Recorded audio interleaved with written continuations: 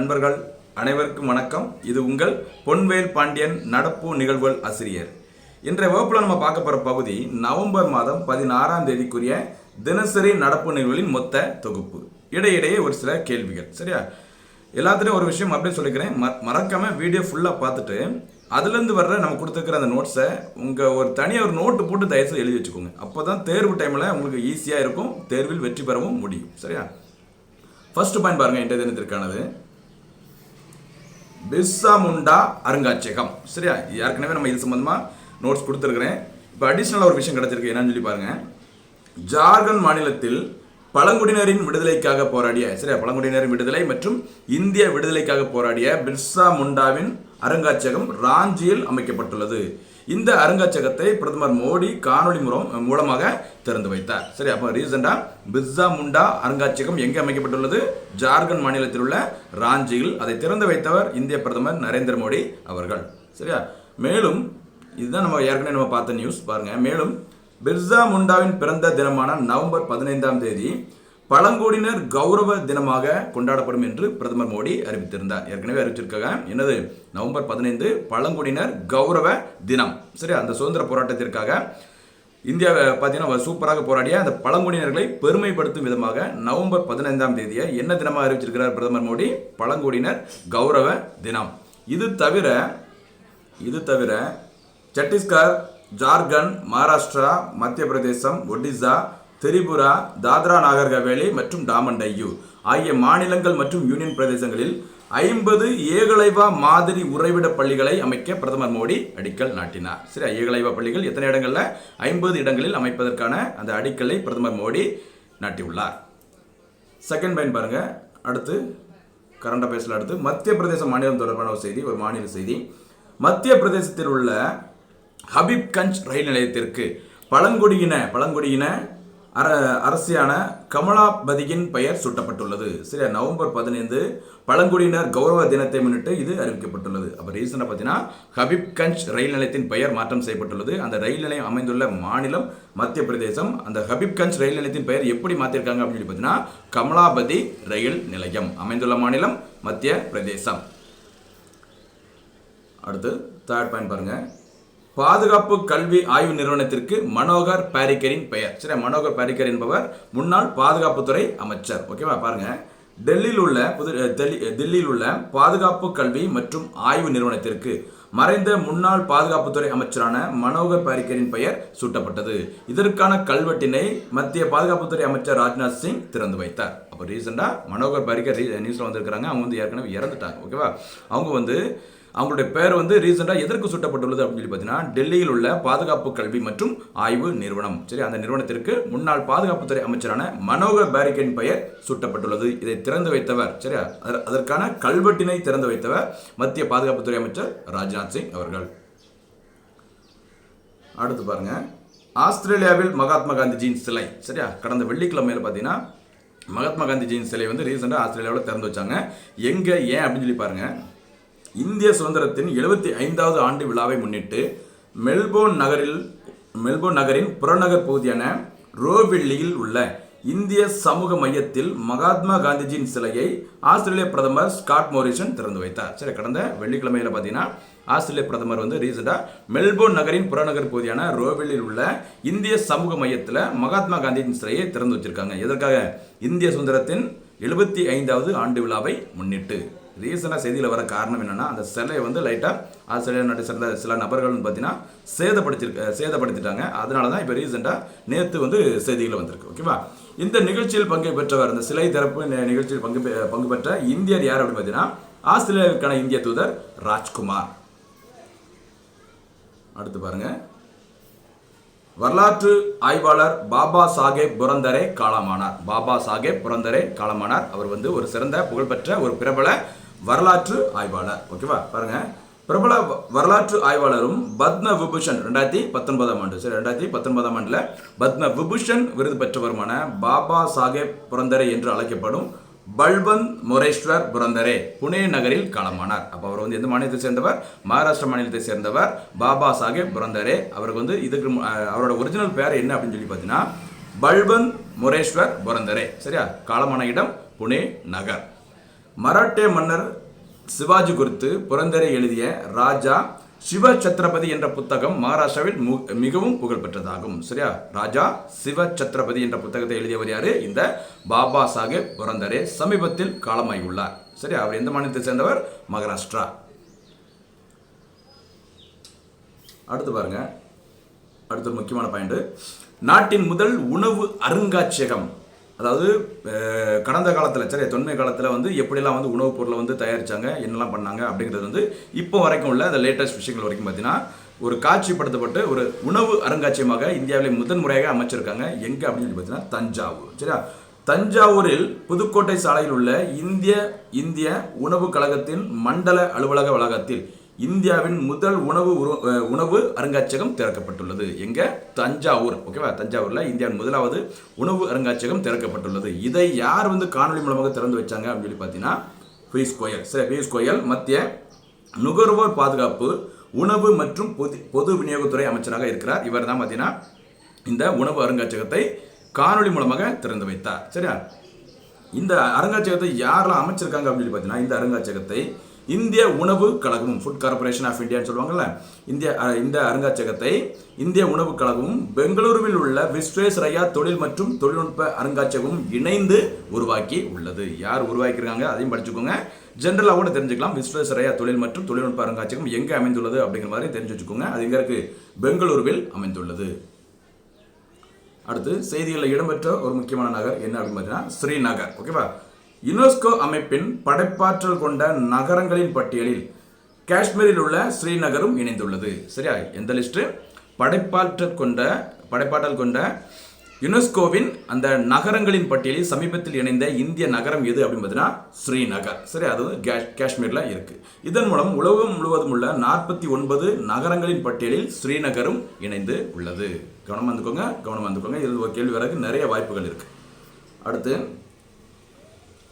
4660 நெரியல் குறுங்கோள். சரி, ஒரு நெரியஸ் அப்படிங்கிற ஒரு குறுங்கோள் வந்து ரீசெண்டாக நியூஸில் வந்திருக்குது. என்னன்னு சொல்லி பாருங்க. ஈஃபில் கோபுரம் அளவிலான 4660 நெரியல். சரி, நெரியஸ் கிடையாது, நெரியல் கிடையாது, கரெக்டாக நெரியஸ் அப்படிங்கிறது சரியான வார்த்தை. சரி, இதில் வந்து இல்லைன்னு போட்டிருக்கிறேன். நெரியஸ் என்று பெயரிடப்பட்ட குறுங்கோள் வரும் டிசம்பர் மாதத்தில் புவியை நோக்கி வரும் என்று அமெரிக்காவின் நாசா அமைப்பு தெரிவித்துள்ளது. சரி, என்ன நடக்கு அப்படிங்கிறத பார்க்கலாம். சரி, அப்போ பூமியை நோக்கி வர்ற ஒரு குறுங்கோளின் பெயர் தான் என்னது? 4660 நெரியஸ். இதை அறிவித்துள்ள நாடு அமெரிக்கா. அமெரிக்காவின் நாசா அமைப்பு அறிவித்துள்ளது. சரி, நாசா உருவாக்கப்பட்ட ஆண்டு 1958.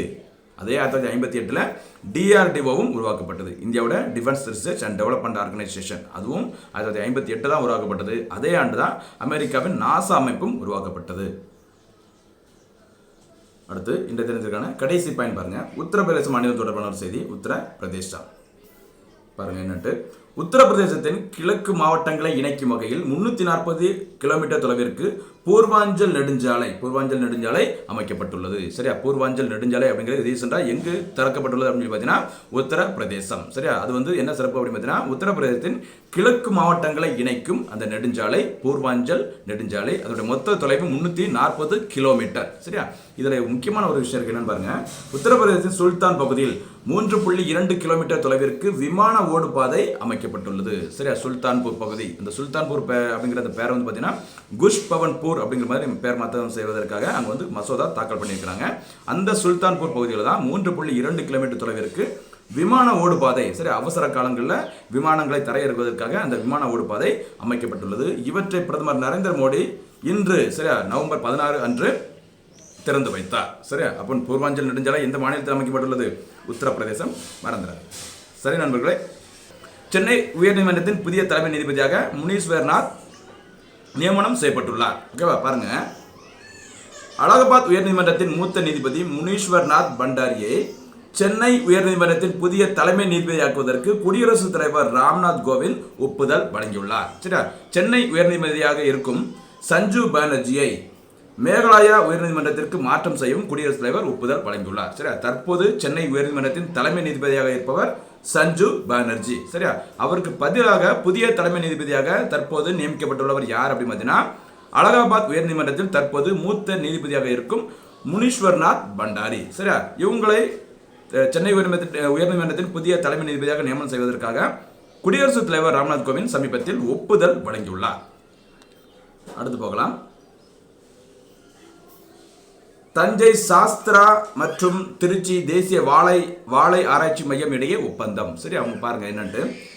அறிவு மற்றும் அறிவு சார்ந்த பல்வேறு நிலைகளை மேம்படுத்துவதற்காக தஞ்சாவூரில் உள்ள சாஸ்திரா நிகர்நிலை பல்கலைக்கழகம் மற்றும் திருச்சியில் அமைந்துள்ள தேசிய வாழை ஆராய்ச்சி மையம் ஆகியவற்றுக்கிடையே ஆராய்ச்சி மேம்பாட்டு புரிந்துணர்வு ஒப்பந்தம் கையெழுத்தாகி உள்ளது. ஓகேவா, இது என்ன ஒப்பந்தம், யாருக்கிட்ட அப்படிங்கும்போது கேட்கலாம். ஒருவேளை தேசிய வாழை ஆராய்ச்சி மையம் தமிழகத்தில் எங்கு அமைந்துள்ளது அப்படிங்கும்போது கேட்கலாம். எங்க இருக்குது? திருச்சியில் அமைந்துள்ளது. அதே சமயத்தில் சாஸ்திரா நிகர்நிலை பல்கலைக்கழகம் அமைந்துள்ள இடம் தஞ்சாவூர். இவங்க 2 பேருக்கும் இடையே பார்த்தீங்கன்னா ஆராய்ச்சி மேம்பாட்டு புரிந்துணர்வு ஒப்பந்தம் சமீபத்தில் கையெழுத்தாகி உள்ளது. அடுத்து 3rd பாயிண்ட் பாருங்க. தமிழக அரசின் புதிய வேளாண் காடுகள் வளர்ப்பு திட்டம். சரியா, தமிழக அரசு ரீசெண்டாக பார்த்தீங்கன்னா ஒரு புதிதாக வேளாண் காடுகள் வளர்ப்பு திட்டத்தை அறிவிச்சிருக்காங்க. என்ன அப்படிங்கிறத பார்க்கலாம். தமிழ்நாடு விவசாய நிலங்களில் நீடித்த பசுமை போர்வைக்கான இயக்கம். சரி, இயக்கம் பாருங்க, நீடித்த பசுமை போர்வைக்கான இயக்கம் அப்படிங்கிற பேர்ல ஒரு புதிய திட்டம் அறிவிச்சிருக்கிறாங்க. அது என்ன திட்டம்? புதிய வேளாண் காடு வளர்ப்பு திட்டம். இந்த பேர்ல நீடித்த பசுமை போர்வைக்கான இயக்கம் என்ற புதிய வேளாண் காடு வளர்ப்பு திட்டம். சரியா, இதை தொடங்கி இருக்கிறாங்க. இந்த திட்டத்தின்படி பல்வேறு வகையான மரக்கன்றுகள் பார்த்தீங்கன்னா நிறைய விவசாயிகளுக்கு வழங்கப்படும் அப்படிங்கிற மாதிரி சொல்லியிருக்கிறாங்க. இத்திட்டத்தின்படி தேக்கு, வேம்பு, மகோகனி, செம்மரம், நாவல், புங்கை, சந்தனம் போன்ற பல்வேறு மரக்கன்றுகள் விவசாயிகளுக்கு விநியோகம் செய்யப்படும். சரியா, ஒரு குறிப்பிட்ட காலத்துக்கு அப்புறம் பார்த்தீங்கன்னா ஃபாரஸ்ட் டிபார்ட்மெண்ட் அவங்களோட அனுமதியுடன் அந்த மரத்தை அங்கே அறுவடை செய்வதற்கும் அனுமதி வழங்கப்படும் அப்படிங்கிற மாதிரி சொல்லியிருக்கிறாங்க. சரியா, என்ன திட்டம்? தமிழக அரசின் புதிய வேளாண் காடுகள் வளர்ப்பு திட்டம். அது எந்த இயக்கத்தின் அடிப்படையில் தொடங்கப்பட்டுள்ளது? நீடித்த பசுமை போர்வைக்கான இயக்கம். சரியா, மறந்துடாதீங்க. அடுத்து பார்த்தீங்கன்னா ஒரு சிமெண்ட். தமிழக சிமெண்ட் கழகத்தின் வலிமை சிமெண்ட். ஓகேவா, ஏற்கனவே பார்த்தீங்கன்னா தமிழக சிமெண்ட் நிறுவனம் பார்த்தீங்கன்னா அரசு அப்படிங்கிற பேரில், அரசு சிமெண்ட் அப்படிங்கிற பேரில் சிமெண்ட்டை உற்பத்தி செஞ்சுட்டு இருந்தாங்க. ரீசெண்டாக பார்த்தீங்கன்னா வலிமை அப்படிங்கிற பேரில் ஒரு புதிய சிமெண்ட்டை அறிமுகப்படுத்தியிருக்கிறாங்க. பாருங்க, அரியலூரில் உள்ள தமிழக சிமெண்ட் ஆலை L&T நிறுவனத்தின் தொழில்நுட்ப உதவியுடன் தொடங்கப்பட்டுள்ளது. சரியா, அருகில் உள்ள தமிழக சிமெண்ட் ஆலை யாருடைய உதவியுடன்? L&T. சரியா, லார்சன் அண்ட் டியூப்ரோ அப்படின்னு சொல்லுவாங்க இல்லையா, அந்த நிறுவனத்தின் தொழில்நுட்ப உதவியுடன் தொடங்கப்பட்டுள்ளது. இங்குதான் இந்த வலிமை என்ற பெயரிலான புதிய ரக சிமெண்ட் தயாரிக்கப்பட்டு வருகிறது. ஏற்கனவே தமிழக அரசின் சிமெண்ட் ஆலைகள் செயல்பட்டு வரும் இடம் எங்க இருக்குன்னு பார்த்தீங்கன்னா ஆலங்குளம். சரி, ஆலங்குளத்தில் ஏற்கனவே இருக்கு. இங்க நம்ம பார்த்தது எங்க? அரியலூர். அங்கதான் அந்த வலிமை சிமெண்ட் தயாரிக்கிறாங்க. யாருடைய தொழில்நுட்ப உதவியுடன் அது தொடங்கப்பட்டது? L&T நிறுவனம். அடுத்து பாருங்க, கர்தார்பூர் ஷாகிப் வழித்தடம். கர்தார்பூர் ஷாகிப் வழித்தடம். சரியா, சீக்கிய மதத்தை நிறுவிய குருநானக் தேவ் அவருடைய சமாதி பாகிஸ்தானின் கர்தார்பூரில் அமைந்துள்ளது. சரியா, பார்த்தீங்கன்னா சீக்கிய மதத்தை நிறுவியவர் குருநானக் தேவ். அவர் கடைசி காலத்தில் எங்க இருந்தார் அப்படின்னு பார்த்தீங்கன்னா பாகிஸ்தானின் கர்தார்பூர். சரி, அந்த கர்தார்பூருக்கும் இந்தியாவில் பஞ்சாப் பாருங்க, இந்தியாவின் பஞ்சாப் மாநிலத்தின் குருதாஸ்பூர் மாவட்டத்தில் உள்ள சீக்கியர்களின் புண்ணிய தலமான தேரா பாபா நானக்கையும் இந்த கர்தார்பூர் ஷாகிப் வழித்தடம் இணைக்கிறது. அப்ப கர்தார்பூர் ஷாகிப் வழித்தடம் எதை இணைக்கிறது? பாகிஸ்தானின் கர்தார்பூர் மற்றும் பஞ்சாபின் குருதாஸ்பூர் மாவட்டத்தில் உள்ள சீக்கியர்களின் புண்ணிய தலமான தேரா பாபா நானக்கையும் இணைக்கிறது இந்த கர்தார்பூர் ஷாகிப் வழித்தடம். கடந்த மார்ச் மாசத்துல கொரோனா காரணமாக இந்த வழித்தடம் மூடப்பட்டிருந்தது. தற்போது நவம்பர் 19ஆம் தேதி பார்த்தீங்கன்னா திறக்கப்படும் அப்படிங்கிற மாதிரி சொல்லியிருக்கிறாங்க. சரியா, இதுல என்ன ஸ்பெஷல் பாருங்க, இந்த வழித்தடம் மூலம் நுழைவு இசைவு, அதாவது விசா இல்லாமல் குருநானக் தேவின் சமாதிக்கு இந்திய பக்தர்கள் சென்று வர முடியும் அப்படிங்கிற மாதிரி அறிவிச்சிருக்காங்க. சரியா, விசா இல்லாமலே போயிட்டு வரலாம் அப்படிங்கிற மாதிரி. சரியா, அடுத்து பாருங்க, கர்நாடக ரத்னா விருது. ஒரு விருது பார்க்கலாம். கர்நாடக ரத்னா விருது, பாரத ரத்னா விருது மாதிரி கர்நாடக ரத்னா விருது. அந்த கர்நாடக ரத்னா விருது தான் கர்நாடக மாநிலத்தில் வழங்கப்படுற மிக உயரிய விருது. சரி, மறைந்த கன்னட நடிகர் புனித் ராஜ்குமாருக்கு கர்நாடக ரத்னா விருது வழங்கப்படும் என்று கர்நாடகாவின் முதல்வரான பசவராஜ் பொம்மை தெரிவித்துள்ளார். இந்த விருது முதன்முறையாக வழங்கப்பட்ட ஆண்டு 1992. சரி, இந்த விருதை முதல் முறையாக 2 பேர் சேர்ந்து பெற்றாங்க. ஒருத்தங்க யார் அப்படின்னு சொல்லி பார்த்தீங்கன்னா ராஜ்குமார், கன்னட நடிகர் ராஜ்குமார் மற்றும் மகாகவி குவெம்பு. சரி, குவெம்பு என்பவர் ஆகிய இருவரும் தான் பார்த்தீங்கன்னா கர்நாடக அரசு முதன்முறையாக வழங்கிய அந்த கர்நாடக ரத்னா விருது பெற்றாங்க. இந்த ராஜ்குமார் அவருடைய பையன் தான் யாரு? புனித் ராஜ்குமார். சமீபத்தில் காலமானார். ஓகேவா, நெக்ஸ்ட் எடுத்து போகலாம். மேற்கு வங்க மாநிலம் தொடர்பான ஒரு செய்தி. மேற்கு வங்காளம் மேற்கு வங்க மாநிலத்தில் பொதுமக்களின் வீட்டு வாசலுக்கே சென்று அத்தியாவசிய பொருட்களை விநியோகம் செய்யும் நோக்கில் இல்லம் தேடி ரேஷன் என்ற திட்டத்தை முதல்வர் மம்தா பானர்ஜி தொடங்கி வைத்தார். அப்போ சமீபத்தில் எந்த மாநிலத்தில் இல்லம் தேடி ரேஷன் திட்டத்தை தொடங்கியிருக்காங்க? மேற்கு வங்காளம். மேற்கு வங்கத்தின் முதல்வர் மம்தா பானர்ஜி, மேற்கு வங்கத்தின் ஆளுநர் ஜெகதீஷ் தன்கர். ஓகேவா, சூப்பர். நெக்ஸ்ட் அடுத்து பார்க்கலாம். அமெரிக்காவில் உயர்கல்வி படிக்கும் வெளிநாட்டு மாணவர்களின் எண்ணிக்கை 2020-21. சரி, 2020-21 ஆண்டுகளில் அமெரிக்காவில் போய் உயர்கல்வி படிக்கும் வெளிநாட்டு மாணவர்களின் எண்ணிக்கை வந்து ரீசெண்டாக வெளியிட்டிருக்கிறாங்க. ஓகேவா, இந்த பட்டியலின்படி முதலிடத்தை பெற்ற நாடு எது அப்படின்னு பார்த்தீங்கன்னா சைனா, இரண்டாவது இடத்துல நம்மளுடைய இந்தியா. ஓகேவா, அப்போ அமெரிக்காவில் தங்கி உயர்கல்வி படிக்கும் வெளிநாட்டு மாணவர்களின் எண்ணிக்கையில் முதலிடத்தை சீனாவும் இரண்டாவது இடத்தை இந்தியாவும் பெற்றுள்ளது. அடுத்து கிரிக்கெட் சம்பந்தப்பட்ட ஒரு ஃபுல் டீட்டெயில் பாருங்க. அதாவது அடுத்ததாக நடைபெறவுள்ள 2020 ஒன் டே வேர்ல்டு கப்பு, இப்போ சாம்பியன்ஸ் டிராஃபி ஆகிய கிரிக்கெட் போட்டி தொடர் வந்து ஐசிசி நடத்த உள்ளது. எந்த வருஷம் எந்த நாட்டில் நடத்த உள்ளது அப்படிங்கிறத பாருங்க. சரியா, 2024 ஆண்டு. சரியா, 2024 ஆண்டிற்கான 2020 உலகக்கோப்பை வந்து எங்கே நடத்த போறாங்க அப்படின்னு பார்த்தீங்கன்னா அமெரிக்கா மற்றும் வெஸ்ட் இண்டீஸ். சரியா, அமெரிக்கா மற்றும் வெஸ்ட் இண்டீஸ்ல. அடுத்த ஒலிம்பிக் போட்டி வந்து பாரிஸ்ல நடக்க போகுது. அதுக்கடுத்து 2024 பாரிஸ்ல நடைபெற உள்ளது. 2028 அமெரிக்காவின் லாஸ் ஏஞ்சல்ஸ் நகரில் நடைபெற உள்ளது. சரியா, அப்புறம் 32 பிரிஸ்பேன் நகரில் ஒலிம்பிக் போட்டி நடைபெற உள்ளது. இந்த கடைசியாக நடைபெற உள்ள இந்த லாஸ் ஏஞ்சல்ஸ் மற்றும் பிரிஸ்பேன் ஆகிய இடங்களில் கிரிக்கெட்டை வந்து உள்ள சேர்க்கணும் அப்படிங்கிறதுக்காக ஒரு முயற்சி மேற்கொண்டிருக்கிறாங்க. அதற்காக தான் பார்த்தீங்கன்னா அமெரிக்காவில் அடுத்த 2020 வேர்ல்டு கப் வந்து நடைபெற உள்ளதாக அறிவிக்கப்பட்டுள்ளது. அடுத்ததுனா 2024. ஓகேவா, 2022 அடுத்து ஆஸ்திரேலியாவில் நடைபெற உள்ளது. 24 ஆண்டு 2020 உலகக்கோப்பை நடைபெற உள்ள நாடு அமெரிக்கா மற்றும் வெஸ்ட் இண்டீஸ். அடுத்து 2025 ஆண்டிற்கான சாம்பியன்ஸ் டிராஃபி. சரி, சாம்பியன்ஸ் டிராஃபி கிரிக்கெட் வந்து கடைசியாக 2017 ஆண்டு நடத்தப்பட்டது. அதற்கு பிறகு 2025 ஆண்டில் தான் வந்து சாம்பியன்ஸ் டிராஃபி கிரிக்கெட் போட்டி நடைபெற உள்ளது. எந்த நாட்டில்? பாகிஸ்தானில். அடுத்து 2026 ஆண்டிற்கான 2020 வேர்ல்டு கப் யார் நடத்த போறாங்க அப்படின்னு பார்த்தீங்கன்னா நம்மளுடைய இந்தியாவும் இலங்கையும் இணைந்து நடத்த உள்ளது. அடுத்து 2027 ஆண்டிற்கான ஒரு நாள் கிரிக்கெட் தொடர். சரியா, ஒரு நாள் கிரிக்கெட் உலகக்கோப்பை one day international world cup வந்து எங்கு நடைபெற உள்ளது அப்படின்னு பார்த்தீங்கன்னா ஆப்பிரிக்காவில் நடைபெற உள்ளது. ஆப்பிரிக்கா கண்டத்தில் சவுத் ஆப்பிரிக்கா, ஜிம்பாப்வே மற்றும் நமீபியா ஆகிய நாடுகள் இணைந்து நடத்த உள்ளது. அடுத்து 2028 ஆண்டிற்கான 2020 உலகக்கோப்பை கிரிக்கெட் போட்டியை ஆஸ்திரேலியா மற்றும் நியூசிலாந்து ஆகியவை இணைந்து நடத்த உள்ளன. 2029 ஆண்டிற்கான சாம்பியன்ஸ் டிராஃபியை இந்தியா நடத்த உள்ளது. சரியா, இதில் எல்லாத்தையும் ஞாபகம் வைக்கிறீங்களோ இல்லையோ இந்தியா எதெல்லாம் வந்து நடத்துறாங்க அப்படிங்கிறத கொஞ்சம் பார்த்துக்கோங்க. சரியா, 2026 2020 வேர்ல்டு கப்பை இந்தியா நடத்த போது இந்தியாவும் ஸ்ரீலங்காவும் 2029 சாம்பியன்ஸ் டிராஃபி இந்தியாவில் நடைபெற உள்ளது. அதுக்கடுத்து பாருங்க 2030 ஆண்டிற்கான 2020 வேர்ல்டு கப் இங்கிலாந்து மற்றும் அயர்லாந்து, ஸ்காட்லாந்து ஆகிய நாடுகள் இணைந்து நடத்த உள்ளது. 2031 ஆண்டிற்கான ஒரு நாள் கிரிக்கெட் போட்டியை இந்தியா மற்றும் வங்கதேசம் ஆகிய நாடுகள் இணைந்து நடத்த உள்ளது. சரியா, அடுத்த ஒரு நாள் ஒன் டே இன்டர்நேஷனல் கிரிக்கெட் போட்டி வந்து வேர்ல்டு கப் வந்து எங்கே நடைபெற உள்ளது பார்த்தீங்கன்னா இந்தியாவில் தான் நடைபெற உள்ளது. சரியா, 2023 உலகக்கோப்பை ஒரு நாள் போட்டிக்கான உலகக்கோப்பை வந்து இந்தியாவில் நடைபெற உள்ளது. அடுத்த வருஷம் 2022 ஆண்டு 2020 உலகக்கோப்பை வந்து ஆஸ்திரேலியாவில் நடைபெற உள்ளது. இந்த ரெண்டு தான் அடுத்து நடைபெற உள்ள முக்கியமான இந்த ஐசிசியோட உலக ஈவெண்ட். சரி, வேர்ல்டு ஈவெண்ட் அப்படிங்கிறது 2023 ஆண்டிற்கான ஒரு நாள் உலகக்கோப்பை கிரிக்கெட் போட்டி வந்து இந்தியா நடத்த உள்ளது. 22 ஆண்டிற்கான 2020 உலகக்கோப்பையை அடுத்த ஆண்டு ஆஸ்திரேலியா நடத்த உள்ளது. கொஞ்சம் ஞாபகம் வச்சுக்கோங்க, இந்த மாதிரி சில விஷயங்கள் வந்து கேட்கறதுக்கு வாய்ப்பு நிறைய இருக்கு. அடுத்து பாருங்க, தமிழகத்தில் மாவட்டந்தோறும் சூரிய சக்தி மின்சார பூங்கா. தமிழகத்தில் மாவட்டந்தோறும் சூரிய சக்தி மின்சார பூங்கா அமைக்கப்படும் என்று தமிழக மின்துறை அமைச்சரான செந்தில் பாலாஜி அறிவித்துள்ளார். என்னது? சூரிய சக்தி மின்சார பூங்கா ஒவ்வொரு மாவட்டத்திலையும் ஆரம்பிக்கப்படும் அப்படிங்கிற மாதிரி சொல்லியிருக்கிறாங்க. இதனுடைய முதலாவது பூங்கா எங்கு அமைக்க போறாங்க அப்படின்னு பார்த்தீங்கன்னா திருவாரூர் மாவட்டம். சரியா, இதன் முதலாவது பூங்கா திருவாரூர் மாவட்டத்தில் அமைக்கப்பட உள்ளது. அடுத்து பார்த்தீங்கன்னா கடைசி பாயிண்ட் இணையதளத்திற்கானது உலகின் பெரும் பணக்கார நாடுகளின் பட்டியல். சரி, 2020 வரைக்கும் பார்த்தீங்கன்னா உலகின் பெரிய பணக்கார நாடு, மொத்த சொத்து மதிப்பில் அதிக மதிப்பு இருக்கிற நாடு இது அப்படிங்கிற ஒரு பட்டியல் வந்து வெளியிட்டிருக்கிறாங்க.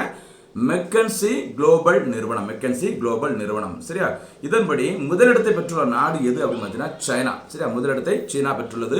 சீனாவின் மொத்த சொத்து மதிப்பு எவ்வளவு அப்படின்னு பார்த்தீங்கன்னா 120 லட்சம் கோடி டாலர். சரியா, 120 லட்சம் கோடி டாலர். இரண்டாவது இடத்தை பெற்றுள்ள நாடு அமெரிக்கா. 90 லட்சம் கோடி டாலர் வந்து அமெரிக்காவின் சொத்து மதிப்பாக உள்ளது. ஏற்கனவே ரொம்ப காலமாக அமெரிக்கா தான் நம்பர் 1 இடத்துல இருந்தாங்க. இப்போ தற்போது அமெரிக்காவை பின்னுக்கு தள்ளி சீனா உலகின் முதலாவது பணக்கார பெரும் பணக்கார நாடாக உருவெடுத்துள்ளது. இத்தகவலை வெளியிட்டது மெக்கன்சி குளோபல் நிறுவனம். சரி நண்பர்களே, மாணவர்களே, தொடர்ந்து வீடியோஸ் பாருங்க. மறக்காம அந்த வீடியோஸ்ல இருக்க நோட்ஸை உங்க நோட்டு போட்டு தனியாக எழுதிக்கோங்க. தேர்வில் வெற்றி பெறுங்கள். மறுபடியும் சந்திக்கலாம். நன்றி, வணக்கம்.